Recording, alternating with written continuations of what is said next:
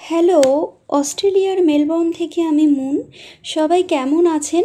আশা করছি সবাই ভালো আছেন, আর আমিও ভালো আছি।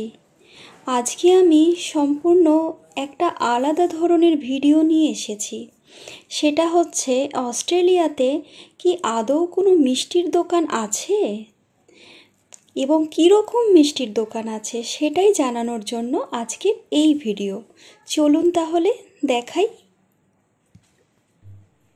অস্ট্রেলিয়াতে আলাদা করে কোনো মিষ্টির দোকান কিন্তু হয় না।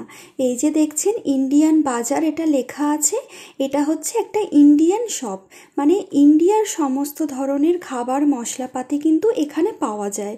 তো এই শপের সাথেই কিন্তু কিছু মিষ্টিও রাখা হয়েছে যেটা বিক্রির জন্য। তবে সমস্ত ইন্ডিয়ান শপে যে মিষ্টি রাখা হয় তা কিন্তু নয়, কিছু কিছু শপেই এটা থাকে। এবং বাড়ি থেকে যেহেতু অনেকটা দূর, তাই মিষ্টি যেভাবে আমরা কলকাতায় খেতাম সেভাবে কিন্তু এখানে কেনা হয় না। খাই ঠিকই, কিন্তু কিনে খাওয়া হয় না। আর এখানে দেখুন বাতাসাও কিন্তু আছে, আরও বিভিন্ন ধরনের কেক আছে, আর মিষ্টি তো দেখতেই পাচ্ছেন এখানে রসগোল্লাও আছে।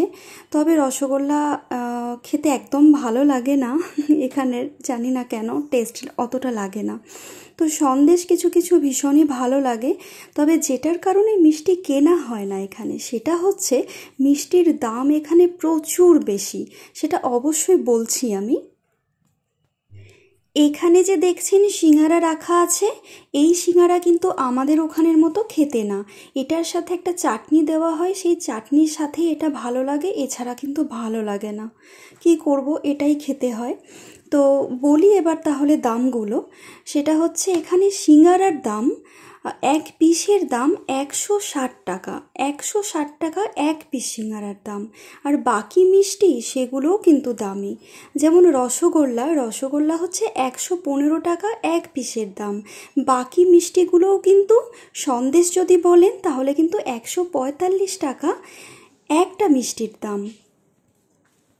তাহলে বুঝতেই পারছেন কেন অস্ট্রেলিয়াতে এসে এখানে বেশিরভাগ মিষ্টিটা কিনে খাই না। তবে মিষ্টি কি খাই না তা কিন্তু নয়, মিষ্টি অবশ্যই খাই, সেটা হচ্ছে বাড়িতে বানিয়ে। তো এই মিষ্টির দোকান যে আছে আমার জানতে জানতে অনেকগুলো দিন কেটে গেছিলো। মিষ্টির দোকানের দামের যে লিস্ট সেটা এখানে দিয়ে রাখলাম। আর এখানে ইন্ডিয়ান রেস্টুরেন্টেও কিন্তু মিষ্টি রাখা হয়। তবে জানেন এখানের বেশিরভাগ মিষ্টিতে কিন্তু একটা সেন্ট দেওয়া হয়, যে সেন্টটা কিন্তু একদমই আমাদের মিষ্টির মধ্যে ভালো লাগে না খেতে, তার ফলে আমরা খুব একটা কিনি না। তবে বাড়িতে যে ধরনের মিষ্টিগুলো আমি ট্রাই করি বা বানাই সেগুলো খুব ভালো খেতে হয়। এখানে অস্ট্রেলিয়াতে যেহেতু দুধ ভীষণ ভালো পাওয়া যায়, তার জন্য মিষ্টি খুব ভালো বানানো যায় বাড়িতে একটু ভালো করে চেষ্টা করলে। আর এখানে দেখুন জিলাপিও কিন্তু আছে। তো মিষ্টির দোকানের ভিডিওটা আপনাদের কেমন লাগলো আপনারা জানাবেন। ভিডিওটা এখানেই শেষ করছি। সবাই ভালো থাকবেন, দেখা হচ্ছে পরবর্তী ভিডিওতে।